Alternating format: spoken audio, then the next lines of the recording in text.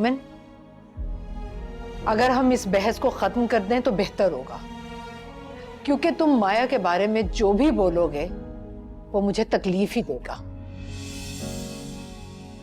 एक बात बताऊं आपको, मुझे फिर से ऐसा लगने लगा है जैसे वक्त ने मुझे वहीं लाके खड़ा कर दिया है जहां मुझे अपने बेकसूर होने की गवाही देनी पड़ रही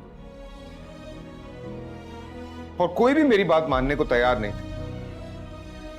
पहले भी ये वक्त मुझ पे माया लेकर आई थी और अब भी ये वक्त माया ही लेकर आई है मुझ पे।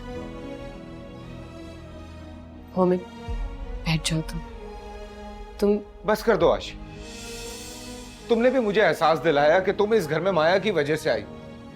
मैं खामखा इतने दिन से अपने आप को खुशकिस्मत समझता था। अगर हम गलत हैं तो बता दो कि माया के जाने की वजह क्या थी।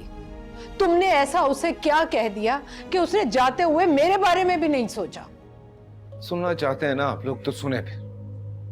मैं तो सिर्फ इसलिए नहीं कुछ बताना चाह रहा था कि जो भरम उसने इस घर में बना के रखा है वो कायम रहे।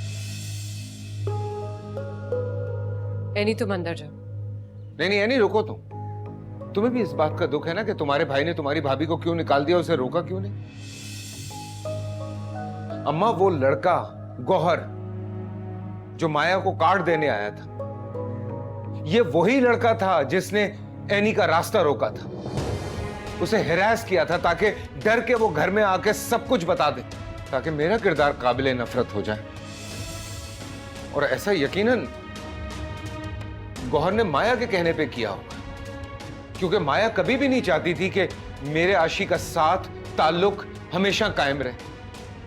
अल्लाह का शुक्र है कि वो उस वक्त अपने मकसद में कामयाब नहीं हुई थी। मोमिन, इतनी पुरानी बात को फिर से दोहराने का फायदा? अम्मा, एनी ने गौहर को पहचान लिया था, वरना ये राज तो हमेशा राज ही रहता कि गौहर ने एनी को क्यों रोका था। अगर ऐसा है तो ये तो माया की एक माजी की गलती है। तुमने तो उसका इतना बड़ा गुनाह माफ कर दिया, इस गलती की तो कोई अहमियत ही नहीं है। बात सिर्फ इतनी सी नहीं है आशी, उसके बाद मेरा एक्सीडेंट हुआ और अचानक से माया हॉस्पिटल पहुंच गई, क्योंकि वो एक्सीडेंट नहीं था, वो एक्सीडेंट माया ने गौहर के हाथों करवाया था।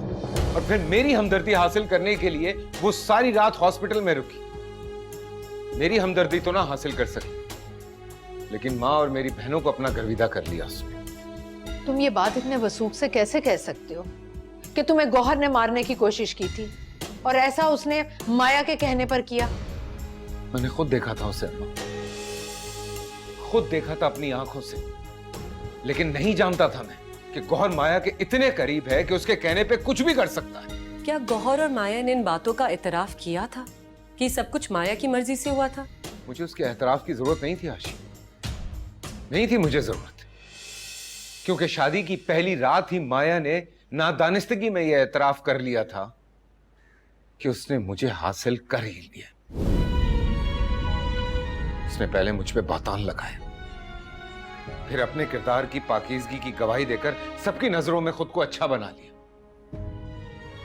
उस मक्कार लड़की ने तो अपनी मां की मौत को भी इस्तेमाल किया, मेरे घर वालों से हमदर्दियां ली और उनके दिल में जगह बना ली, मुझ पे प्रेशर डाला, मैंने हाँ कर दी। मोमिन, अगर ये सब सच है भी तो उसने खुद को बदल लिया था। वो सब दिखावा था अम्मा, वो ये सब कुछ करके मेरा साथ हासिल कर सकती थी, मेरी मोहब्बत नहीं। मेरी मोहब्बत हासिल करने के लिए उसने ये बहरूप भर लिया था। इससे उसे लगा होगा कि वो मेरे दिल तक पहुंच जाएगी, पर नहीं पहुंच सकती थी। उसे तुम्हारी मोहब्बत के लिए कोई बहरूप भरने की जरूरत नहीं थी मोम, वो तो मोम हो चुकी थी। उसे तो मुझे भी मोम कर दिया था। आशी, यही तो चाल थी उसकी। जैसे उसने अम्मा, एनी और फरी को अपने जाल में फंसाया था, उसी तरह से वो तुम्हें भी अपनी जाल में फंसाना चाह रही थी, क्योंकि उसे यकीन था कि मोमिन आशी के बगैर कुछ नहीं है। तुम्हें बहुत मक्कारी से मेरे करीब लाई और फिर बहुत होशियारी से उसने तुम्हें मुझसे दूर करना चाहा। नहीं मोमिन, उसने ऐसा कुछ नहीं चाहा। आशी, मुझे एक बात बताओ, तुम्हारे दुपट्टे को क्या आग खामखा लग गई थी? आग इतनी बड़ी नहीं थी कि तुमने तो उसके सारे अरमान ही जला दिए। मेरे दिल ने तो एक लम्हे के लिए भी नहीं सोचा कि ये सब कुछ उसने जानकर किया होगा, और अगर जानकर किया भी था तो मैं तो उसे माफ कर देती। नहीं मोमिन, मेरा दिल नहीं मान रहा कि जो कुछ तुम कह रहे हो वो सब सच है। उसने मुझसे मेरे सारे रिश्ते छीन लिए थे अम्मा। अब्बा चले गए दुनिया से। फिर उसने सबके सामने अपने जमीर की बोझ की दुहाई देकर सबको अपने करीब कर लिया। उसने मुझसे मेरी जात का गुरूर छीन लिया था। उसे शदीद नफरत के बावजूद भी